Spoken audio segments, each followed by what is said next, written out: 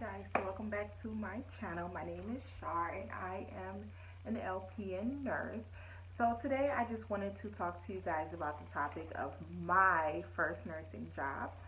I became an LPN. I passed my boards in January of 2020, so this year.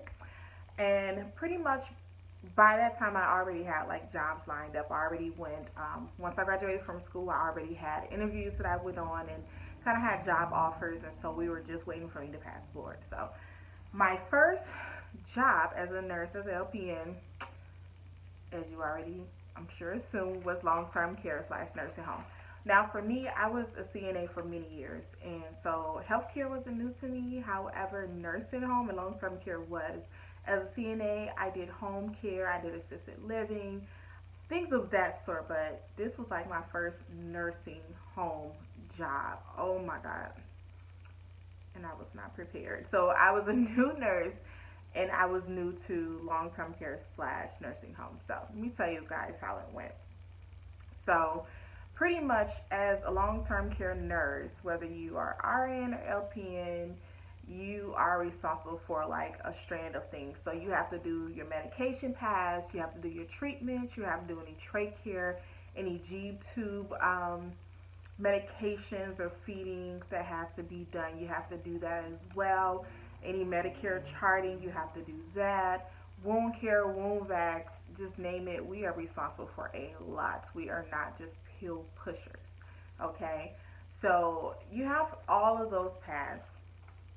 The ratio. So ratios, to me, it's like, okay, the nurse compared to how many residents you have to serve, or how many CNAs you have compared to how many residents you have to serve. So for my particular unit I was on, it was me, one nurse.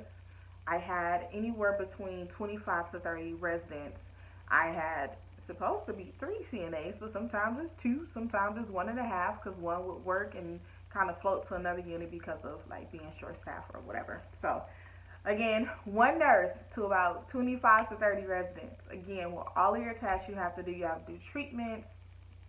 If they have trach care, G-tube, and of course when you do G-tube meds, it's not, oh, let's just pour everything in there. You have to crush each pill individually, put it in an individual cup, dilute it, individually. It's a lot. Oh my God. So along with all of that, you have a lot of things you have to do, a lot of things that you're responsible for, because even though you're not the nurse manager, you are still responsible to make sure that the CNAs do what they're supposed to do. So along with everything else that's on your job description and that's on your task list, you also are technically a supervisor.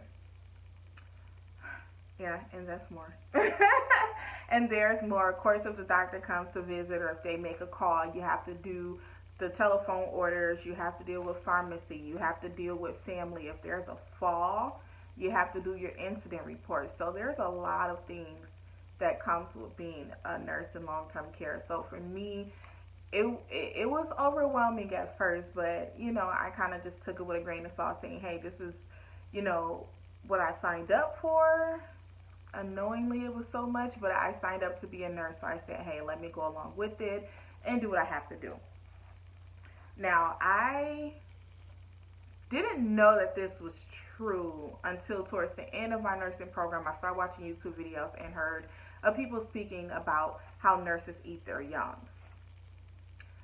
I'm like, look, I'm from the hood. I'm not worried about no, seriously, like, I'm not worried about anybody punking me, blah, blah, blah. That's what my mindset was. So when I got into nursing and I started my first nursing job, for me, I was not worried about that. However, when it came, oh my God. So it's not the way that you think. It's not like, oh, they're punking you. It's more of, okay, you'll have a nurse that should be your trainer, and they're supposed to train you for a couple of weeks or however long they give you the training of. Some of them will train you wrong purposely because they don't want you to come and take their spot, or they don't want you to come to take up all the extra hours that they have. And I'm like, I'm coming to just work the hours that they give me. It was very petty. So I had some nurses that trained me and they purposely left out information, or they purposely trained me wrong, And of course, that falls back on me because if I don't know no better and I just go along with what they say, then that's kind of just all I know.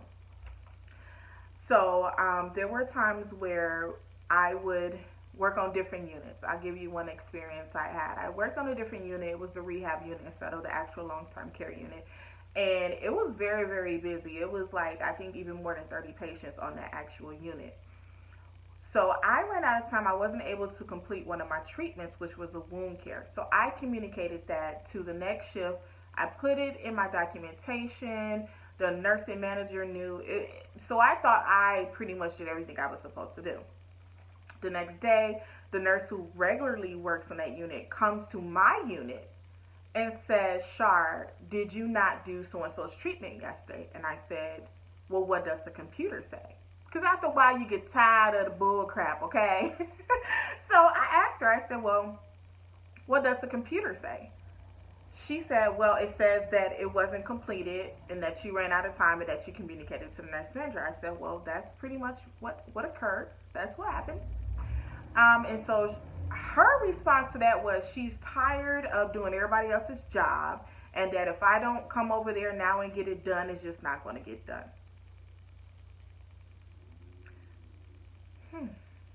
Well, long story short, I did not go over there and do it.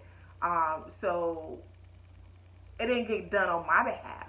So it just was a lot of like pettiness and stuff that goes on. Why would you stop what you're doing on your unit to come back to me and ask me about something that has nothing to do with you? If it's not done and I documented it and I communicated it to nurse management, then why am I being approached on it? So it's just a lot of nurse bullying that goes on. And so me, I kind of was fed up with all the bullying that was going on. And so this was what I decided to do, which I really didn't want to do. And still to this day I regret. I reached out to the DON. I emailed her and say, hey, this is what occurred. I just want to know, hey, did I handle this situation appropriately? Is this what I'm supposed to do when I'm not able to get treatments and stuff done? Because, again, I'm still a new nurse.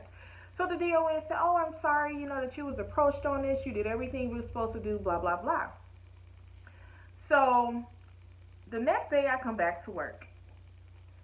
And I have a CNA come from a whole nother unit. This is just how messy the place is. They come to me and say, hey, Shar, is everything okay? I saw your email.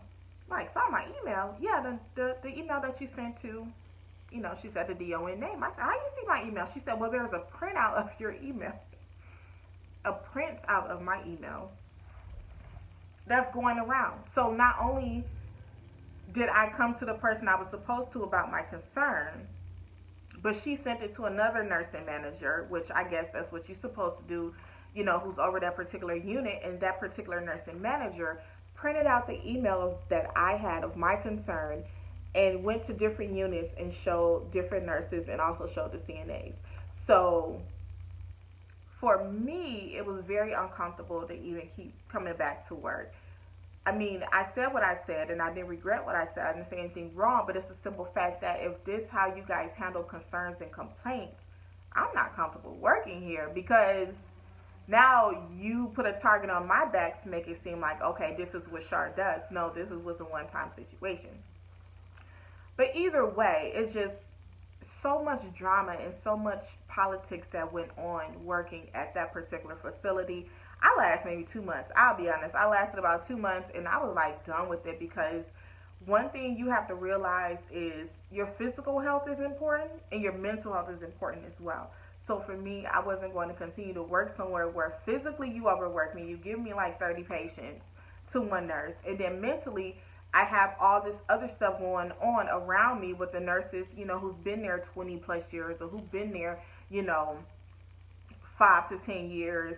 They already have their cliques and their groups, and when you're a brand new nurse and then you're a new nurse to a facility, you're like fresh meat to them. So it wasn't the fact of, oh, we're punking her away. It's just more like, I'm not coming to work every day to debate and battle with you guys. I let you live in your misery, and I found me another job elsewhere.